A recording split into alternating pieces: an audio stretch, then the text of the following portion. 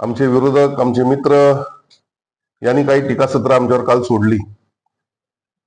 खरं म्हणजे निवडणुकीच्या काळामध्ये होणाऱ्या टीकांना उत्तर देऊन जनतेपुढे आपली भूमिका मांडणं हे फार महत्वाचं असतं. म्हणून आज आपल्याला या ठिकाणी मी आमंत्रित केलेलं आहे. प्रामुख्यानं मला असं म्हणावं लागेल की कोल्हापूरच काय तर राज्यातला निगेटिव्ह नेरेटिव्ह सेट करणारा किंग म्हणून बंटी पाटलांना पाहिलं पाहिजे. आमचं ठरलंय, त्यांनी काल म्हटलं की लोकांनी ऐकलं नसतं तर तुमचा पराभव झाला नसता. मला त्यांना या माध्यमातून एवढंच उत्तर द्यायचं आहे की आम्ही केलं या माध्यमातून देखील लोकांनी तुम्हाला 10-0 घरी बसवून तुमची पूर्ण घंटा वाजवली हे देखील तुम्ही लक्षात ठेवा. सगळ्याच गोष्टी का तुमच्या ऐकायला तुम्ही एवढे चोख नाही आहात. काही तुम्ही आरोप करता.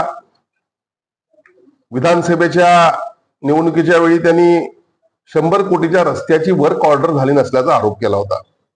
मी त्यांना व्यासपीठावरून एवढंच म्हटलं होतं की कुठल्या व्यासपीठावर एकत्र यायचं आपण सांगा.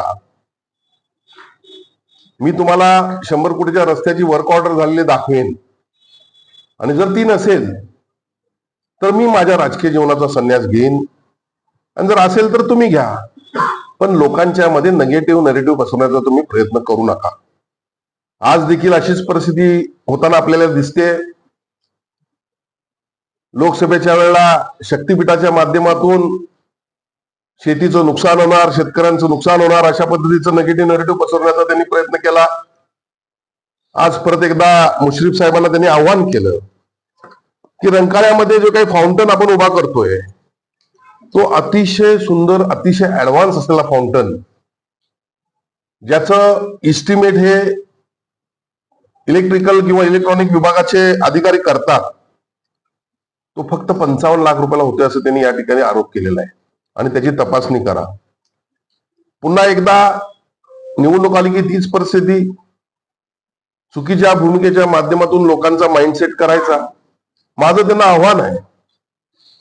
आता मी तुम्हाला याला उत्तर देणार नाही, पण ज्या वेळेला हा फाउंटन ज्या पद्धतीनं नितीनजी गडकरी यांनी नागपूरला फुटाला तलावामध्ये जो फाउंटन बसवलेला आहे त्या पद्धतीने ज्यावेळी हा बसेल त्यावेळी पर्यटकांची मोठ्या प्रमाणात ज्यावेळी वाढ होईल त्यावेळेला तुम्ही माझ्यावर बोला.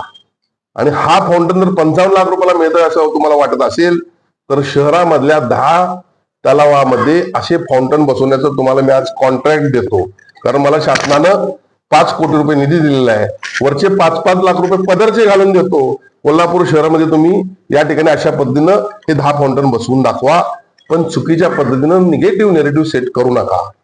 अनेक वर्ष तुम्हाला सत्ता या जनतेनं दिलेली आहे.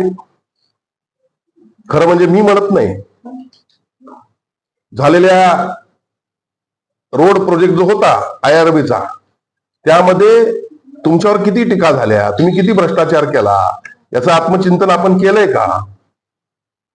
तुम्ही जनतेच्या जखमेवर मीठ चोळत टोलची पावती देखील फाडली. तुम्ही नेहमी म्हणत असता की थेट पाईपलाईन मी आणली, पण मी या ठिकाणी अभिमानानं सांगतो कोल्हापूर शहरातील जनतेला की थेट पाईपलाईनसाठी मी विधानसभेच्या कट्ट्यांवर, पायऱ्यांवर आमरण उपोषण केलं आणि शासनाला जाग आली आणि 450 कोटी रुपयाची थेट पाईपलाईन आली. थेट पाईपलाईन आली, माझ्यामुळे मंजूर झाली. विधानसभेच्या इतिहासामध्ये कोणताही आमदार आजपर्यंत आमरण उपोषणाला बसला नव्हता. ती शासनानं दखल घेतली आणि ती मंजूर करून घेतली. जनतेच्या भावना मी शासनापर्यंत पोहोचवल्या. पण तुम्ही त्यामध्ये पाईप खरेदीमध्ये 70 कोटीचा ढकला पाडला असं तुमच्या आमदारांनी तुमच्यावर आरोप केलेला आहे. आणि त्यामुळे तुम्ही जे म्हणता दुसऱ्याकडे एक बोट करत असताना 4 बोट आपल्याकडे असतात याचं तुम्ही आत्मचिंतन करणं गरजेचं आहे.